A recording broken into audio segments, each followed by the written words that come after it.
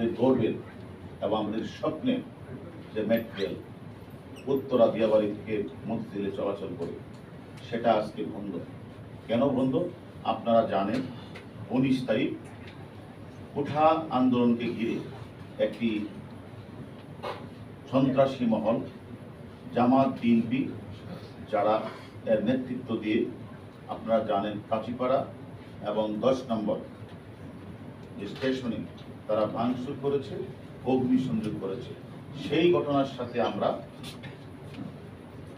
4-5 জনকে আমরা অলরেডি আমাদের আমাদের আওতায় নিয়ে এসেছি এবং তারা আমাদের কাছে সবকিছু স্বীকার করেছে।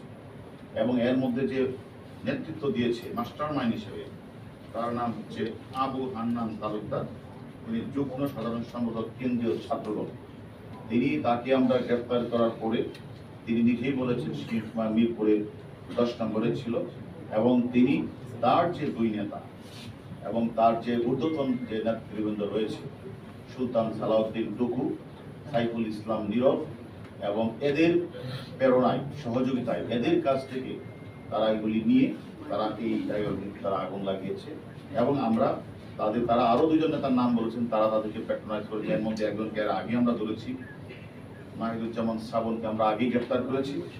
আর তার যে সাধারণ সম্পাদক গণেশ রায় সাহস, তারা মিলে তারা মূলত 4-5 জনকে দায়িত্ব দিয়েছিল যে এখানে থেকে তারা যেন ওই অন্যান্যদের সাথে নিয়ে তারা নেতৃত্ব দেওয়ার তারা এই জায়গাগুলিতে যেন আগুন লাগিয়ে যেন ধ্বংস করে ফেলা হয়, যাতে মানুষ যেন তাদের এই স্বপ্নে মেট্রো রেল চড়তে না পারে, বন্ধ হয়ে যায়। সেই ঘটনা থেকে তারা এই কাজটি করেছে। তারা অলরেডি আমাদের কাছে গ্রেপ্তার। তার নাম একজন আছে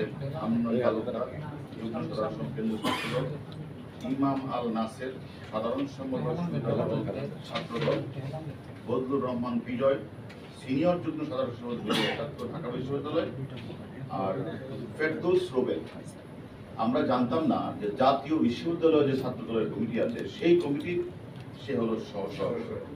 এরা মিলে এবং তাদের সাথে তাদের যে সহযোগীরা মিলে তারা 10 নম্বর এলাকায় নৈরাজ্য সৃষ্টির মধ্যে সমন্বয়ে কাজ করে এবং মেট্রো রেলে ভাঙচুর চালায়, অগ্নিসংযোগ করে এবং তারা নিরাপত্তার দায়িত্ব আমাদের পুলিশ সদস্য তারা হামলা করে।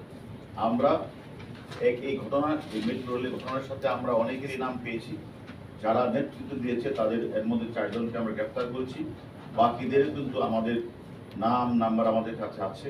তারা কোথায় আছে সেই লক্ষ্যে আমাদের ডিবি টিম তারা কাজ করছে। আমরা মনে করি, আমরা আগেও বলেছি, যারা রাষ্ট্রীয় সম্পদ নষ্ট করে, যারা আমাদের বিভিন্ন ধরনের রাষ্ট্রীয় স্থাপনা আগুন জ্বালিয়েছে, আমাদের পুলিশ সদস্যদেরকে হত্যা করে ঝুলিয়ে রেখেছে, এছাড়া অনেক সাধারণ পাবলিক যারা আসতেছিল তাদেরকে পুলিশ ভেবে নিয়ে টেনে হিঁচড়ে হত্যা করেছে। এবং আপনারা জানেন উত্তরাতে একজন নেতার পিএস তাকে মেরে তাকেও ঝুলিয়ে